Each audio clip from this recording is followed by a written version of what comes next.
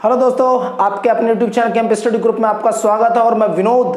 दोस्तों बात करेंगे आज क्लास 10th के कुछ इंपॉर्टेंट क्वेश्चन है और इस चैनल पर क्लास 9 से लेकर के क्लास 12 तक हर चैप्टर के इंपॉर्टेंट क्वेश्चन स्पेशली मैथ्स के, क्योंकि आपको पता है कि मेरी जो क्लासेस चलती हैं वो स्पेशली मैथ्स के लिए चलती हैं और जिसके बड़े बहन भाई SSC, CGL, CPO, MTS, CHSL, UP police, Delhi police, SI की किसी भी कांस्टेबल एसआई या ये रेलवे वगैरह की जिसकी भी तैयारी कर रहे हो और यदि वो अपनी मैथ्स को स्ट्रांग बनाना चाहते हैं इस लॉकडाउन में या फिर कोई क्लास 9 से 12 अपनी मैथ्स को स्ट्रांग बनाना चाहता है वो प्लीज़ चैनल को सब्सक्राइब जरूर कर ले, क्योंकि यहाँ पर कुछ अलग तरीके से कुछ मिलने वाला है आप लोगों को और गारंटी देता हूँ कि मैथ्स आपकी बिल्कुल स्ट्रांग हो जाएगी। कुछ अलग तरीके से आपको मिलेगा। ज़्यादा टाइम वेस्ट ना करते हो मैं क्वेश्चन की तरफ बढ़ता हूँ। क्लास 10th का ये क्वेश्चन है और मैं बता दूँ कि ये क्वेश्चन लगभग एक साल छोड़ के एक साल छोड़ के एक साल ये लगभग आ ही रहा है। क्वेश्चन क्या है देखिए, use Euclid's algorithm to find the HCF of 4052 and 12576। Actually में यूक्लिड्स थ्योरम है क्या? यूक्लिड्स एल्गोरिथम जो है वो है a equals to B Q plus R. अब यहाँ पर a b q क्या r क्या है वो मैं बताता हूँ आपको कि सबसे पहले हमने क्लास 9th में दोस्तों ये जो मैं कर रहा हूँ डिवीजन मेथड से एचसीएफ निकालना, आप चाहे तो इसे रफ पेज पे कर सकते हैं, अदरवाइज फेयर पे भी दिखा करके आ सकते हैं एग्जाम में, कोई दिक्कत वाली बात नहीं है। ठीक, तो आप पहले इसको यहां से डिवाइड करेंगे और ये लगभग 3 बार जा रहा है। 3 2 जा 6, 3 5 जा 15 और 3 4 जा 12, ये बचेंगे 420 या जाएगा 4052 और ये लगभग दोस्तों 9 बार जा रहा है। 9 2 जा 18, 9 2 जा 18 और 9 4 जा 36, 37 2 7 और यहाँ पर बचा दोस्तों 972, 272, 420, फिर ये 1 बार जाएगा 272 और ये चीज़ तो आप लोगों ने कर ही रखी है कि हम करते किस तरीके से हैं। 10 to 8 और 11 7 4 148 272, फिर ये 1 जाएगा 148 8 4 मतलब 12 8 6 4 2 24 दोस्तों। 24 को फिर 148 से करेंगे हम, सॉरी 124 है, 148 1 जा 124 और 124 कितना बचा दोस्तों यहाँ पर? यहाँ बचा 4 और 2। 24 को फिर 124 से करेंगे और ये 6 बार तो जा नहीं पाएगा, 5 बार जाएगा 124 24 6 जा 24 दोस्तों। यहाँ पर रिमाइंडर 0 आया। अब एक्चुअली में बात क्या है, ये क्या प्रोसेस है, किस तरीके से हम इसे करते हैं वो मैं बता देता हूँ। सबसे पहला काम है रफ पेज पर आप इस काम को कर लीजिए इस एल्गोरिथम के लिए। जब आप इस काम को कर लेंगे तो उसके लिए सबसे पहला स्टेप क्या होता है? सबसे पहला स्टेप क्या होता है देखो,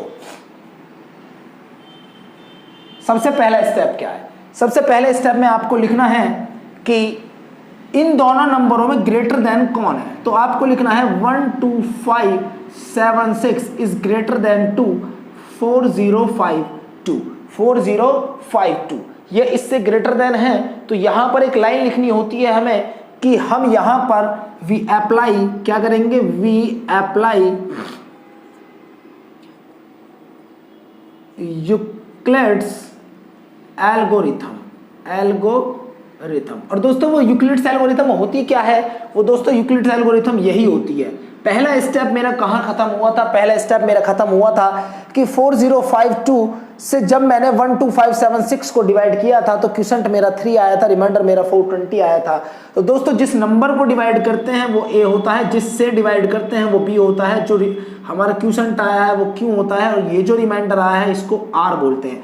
तो दोस्तों फर्स्ट स्टेप पे मेरा क्या आया है? फर्स्ट स्टेप पे देखो, फर्स्ट स्टेप के लिए जो यूक्लिड्स एल्गोरिथम अप्लाई होगी वो फर्स्ट स्टेप के लिए होगी कि 12576 मतलब a equals to B Q plus R. ये जो मैंने उधर लिखा हुआ है कॉर्नर में कि यही हमारी यूक्लिड्स एल्गोरिथम थी और इसी एल्गोरिथम के थ्रू हमें 12576 इक्वल्स टू 4052 में 3 की इंटू करके रिमाइंडर आ जाएगा 420 मतलब बी क्यू प्लस आर। ठीक, यहां पर हमें क्या देना होता है? ये प्रोसेस तब तक हम दोहराते हैं दोस्तों कि जब तक कि रिमाइंडर 0 नहीं आता। तो यहां पर एक पॉइंट लिखेंगे कि r does not equals to 0, r की वैल्यू 0 नहीं आई है। तो यहां पर हमें लिखेंगे again again apply Euclid's algorithm. ठीक, अगेन हम यूक्लिड्स एल्गोरिथम को अप्लाई करेंगे और जहां पर फिर दूसरा स्टेप कहां पे था हमारा, दूसरा स्टेप था ये वाला, दूसरा स्टेप था ये वाला कि 4052 इक्वल्स टू 420 इंटू 9 प्लस 272। दोस्तों पता लग गया होगा ना दूसरे स्टेप पे हमारा कहां से कहां तक है। देखिए दूसरा स्टेप हमारा ये वाला है, ये वाला, ये दूसरा स्टेप था हमारा। ठीक, तो इस दूसरे स्टेप से मैंने A B Q R, ठीक, यहां से ये चीजें आ चुकी हैं। अब यहां पर फिर दोबारा से लिखेंगे क्योंकि रिमाइंडर मेरा 0 नहीं आया है। R does not equals to 0, again apply, again दोस्तों ये लाइन आपको तब तक लिखनी है जब तक कि रिमाइंडर आपका 0 नहीं आ जाता, और जो रिमाइंडर जब लास्ट में 0 आ जाएगा तो वहां पर जो भी आपकी B की वैल्यू होगी वही HCF होगा। तो देखिए थर्ड स्टेप कहां पर है, थर्ड स्टेप हमारा 420 पर था कि 420 इक्वल्स टू 272 इंटू 1 प्लस 148। यहां पर भी R does not equals to 0 आया है।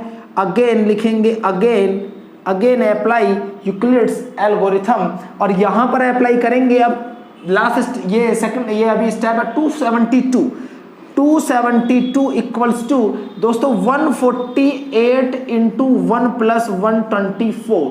ठीक, अब रिमाइंडर तो अभी भी 0 नहीं आया है, R does not equals to 0। Then again हम इस चीज को अप्लाई करेंगे, अगेन हम ये लिखेंगे कि अगेन अप्लाई यूक्लिड्स एल्गोरिथम्स। अब उसके लिए इस स्टेप पर क्या करेंगे कि 148 इक्वल्स टू दोस्तों 124 में केवल 1 की इंटू हुई थी और रिमाइंडर 24 आया था। R does not equals to 0, तो R तो अभी भी 0 नहीं आया है। दोस्तों अगर अभी भी 0 R नहीं आया है तो इसका मतलब क्या हुआ कि अभी और अप्लाई करना पड़ेगा। तो यहां पर फिर से लिखेंगे कि अगेन अप्लाई यूक्लिड्स एल्गोरिथम, और अब की बार अप्लाई होगा 124 में। 124 इक्वल्स टू 24 इंटू 5 प्लस दोस्तों 4 रिमाइंडर आया है, और लास्ट स्टेप हमारा होगा कि अगेन अप्लाई यूक्लिड्स एल्गोरिथम, और लास्ट स्टेप में दोस्तों हम लिख देंगे कि 24 इक्वल्स टू 4 इंटू 6 प्लस 0, और यहां पर HCF जो आपको देना है वो HCF देना है 4, क्योंकि यहां पर लिखेंगे R इक्वल्स टू 0। ठीक, this process is stopped to find the HCF, और HCF की वैल्यू हमारी दोस्तों आ गई है R इक्वल्स टू 0। ठीक, उम्मीद करता हूं क्वेश्चन समझ में आया होगा। और ये क्वेश्चन ऐसा है कि जो रेगुलरली कंटिन्यूसली मैंने देखा है आपके यूटीज वगैरह में जरूर मिल जाएगा ये क्वेश्चन। अगर चैप्टर फर्स्ट से कोई भी यूटी हो रहा है या फिर बोर्ड एग्जाम में भी ये क्वेश्चन आ जाता है। ठीक, उसके बाद दोस्तों क्वेश्चन है एक आप ही की एक्सरसाइज 1.1 के अंदर एक क्वेश्चन है कि यूज यूक्लिड्स डिवीजन लेमा, और हमको ये बताना होता है, और ये जो मैं प्रोसेस बता रहा हूं दोस्तों, ये जो मैं प्रोसेस अब आपको बता रहा हूं इस क्वेश्चन का देखना बड़े ध्यान से समझना है, और क्वेश्चन उम्मीद करूंगा कि बहुत जल्दी से समझ में आ जाएगा, बहुत जल्दी से समझ में आ जाएगा। देखिए क्वेश्चन क्या है, ये एक फैक्ट भी है, और फैक्ट क्या है कि आपको एक बात पता होनी चाहिए कि जो हमारे ऑड नंबर्स होते हैं, ऑड नंबर्स ऑड नंबर्स जो 2 से डिवाइड नहीं होते हैं वो ऑड नंबर होते हैं। उन ऑड नंबरों में होता क्या है कि जब भी हम किसी भी ऑड नंबर का यदि हम स्क्वायर करें तो वो स्क्वायर या तो 3m या फिर 3m प्लस 1 की ही फॉर्म में आता है, या तो 3m या फिर 3m प्लस 1 की फॉर्म में आता है। मैं पहले कुछ एग्जाम्पल ले लेता हूं, जैसे कि सपोज दैट मैंने ले लिया कोई भी ऑर्डर नंबर ले लेते हैं 7 का स्क्वायर होता है 49। इसका मतलब ये हुआ या तो ये 3 का मल्टीपल होगा दोस्तों, या फिर 3 के मल्टीपल में 1 ऐड हो रहा होगा, इसके अलावा कोई तीसरा केस नहीं बनेगा। तो यहां पर ये क्या है कि 3 इंटू 16 प्लस 1, तो इसका मतलब ये जो फॉर्म आ रही है ये 3m प्लस 1 की फॉर्म आ रही है दोस्तों। कौन सी फॉर्म आ रही है ये आ रही है दोस्तों 3m प्लस 1 की फॉर्म। मैं कोई और एग्जांपल लेता हूं, सपोज मैंने ले लिया 9 भी ऑड नंबर ये 36, तो दोस्तों ये 3 इंटू 12 आ रहा है। इसका मतलब क्या हुआ, सॉरी 9 81 है ना, तो यहां पर आ जाएगा 3 इंटू 27, 3 इंटू 27। इसका मतलब क्या हुआ? इसका मतलब ये हुआ कि कोई भी ऑड नंबर, यदि हम किसी भी ऑड नंबर का स्क्वायर करें तो वो या तो 3m+1 की फॉर्म में आएगा या फिर वो 3m की ही फॉर्म में आएगा।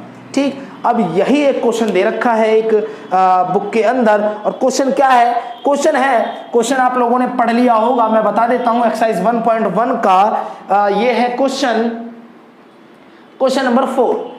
एक्सरसाइज 1.1 का क्वेश्चन नंबर 4। ठीक, क्वेश्चन नंबर 4 बुक में आप क्वेश्चन पढ़ लेंगे। मैं एक बार पढ़ के आपको बता रहा हूं कि use Euclid's division lemma to show that the square of any positive integer is either of the form of 3m or 3m+1 for some integer m। दोस्तों सबसे पहले मैं बता दूं, इस क्वेश्चन को करने के लिए आपको करना क्या होता है कि आपको नंबर सेलेक्ट करने होते हैं। आपको नंबर सेलेक्ट करने होते हैं। वो नंबर्स क्या लेट किए जाते हैं? ये नंबर्स हमेशा ही ये लेट किए जाएंगे। तो क्या है सॉल्यूशन में मैं बता देता हूं। तो सबसे पहले आपको क्या करना है, let number B 3q + 1 3q + 2। ठीक, कोई भी नंबर ले सकते हैं, आपको पता है कि 3q + 1 3q + 2 कोई भी नंबर ले सकते हैं। लेने आपको इसी पैटर्न में है।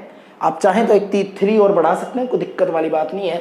अब देखो, ये जो 3 नंबर मैंने लिए हैं, इन तीनों नंबरों का स्क्वायर करके या तो वो 3 का मल्टीपल आना चाहिए या फिर वो 3 के मल्टीपल में कुछ ऐड होकर के, मतलब 1 ऐड होकर के, या तो वो 3m की फॉर्म आएगी या वो 3m+1 की फॉर्म आएगी। तो इस बात को बड़े ध्यान से समझना है कि होता कैसे है क्वेश्चन ये। तो सबसे पहले उठा लेते हैं 3q को ले लेते हैं और लिखेंगे स्क्वायरिंग बोथ साइड। हमें इसका स्क्वायर करना है दोनों तरफ। तो 3q का स्क्वायर तो आप लोग जानते हैं कि 9q² होता है। और दोस्तों इसमें सिर्फ 3 आपको बाहर निकालना है, सिर्फ 3 आपको बाहर निकालना है। तो 3q² बचेगा। तो मैं लिख सकता हूं 3m, वेयर m, या फिर इसे m1 लिख सकते हैं, m1 = 3q²। ठीक, वेयर m1 = 3q²। देखिए मैंने इसका स्क्वायर किया, आया 3m की फॉर्म में? नहीं आया ना 3m की फॉर्म में। अब दूसरे वाले का करके देखते हैं, क्या वो भी 3m की फॉर्म में आ रहा है? तो यहां पर 3q + 1 का स्क्वायर करके देखते हैं। तो यहां पर आएगा 9q² + 1 का स्क्वायर + 2 × 3q × 1। ठीक, तो 9q² + 1 + 6q। आपको क्या करना है, 9q² + 6q को एक साथ और 1 को पीछे लेकर के जाना है। इन दो में से 3 कॉमन लेना है। तो 3q² + 2q + 1, इसका मतलब ये हुआ 3m+1, मतलब यहां पर मैंने m2 ले लिया है।